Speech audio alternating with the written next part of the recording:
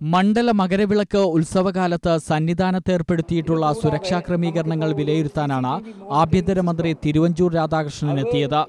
വൈകുന്നേരത്തോടെ സന്നിധാനത്തെത്തിയ മന്ത്രി ഉന്നത പോലീസ് ഉദ്യോഗസ്ഥരുമായി ചർച്ച നടത്തി. സന്നിധാനത്തും പമ്പയിലുമായി ഡിവൈഎസ്പിമാരുടെ കീഴിൽ 9 സബ് ഡിവിഷനുകൾ രൂപീകരിക്കാൻ തീരുമാനമായി. മൊത്തം 59 പോയിന്റുകളായിരിക്കും പ്രധാനമായും സുരക്ഷാ കേന്ദ്രമായി കണക്കാക്കുക. ഇവിടങ്ങളിൽ കനത്ത നിരീക്ഷണം ഏർപ്പെടുത്തും.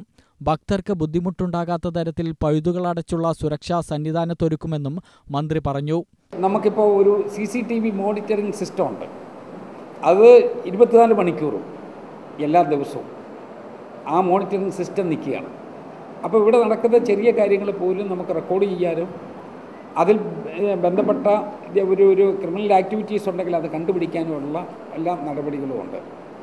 ഇനി കുറച്ചുകൂടി ആധുനികവൽക്കരിക്കണമെന്നുള്ള ആവശ്യമുണ്ട്.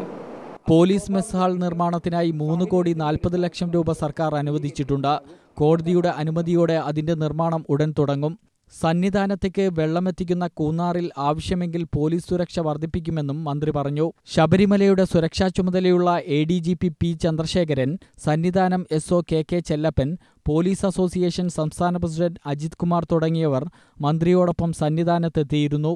India Vision, Sabarimala.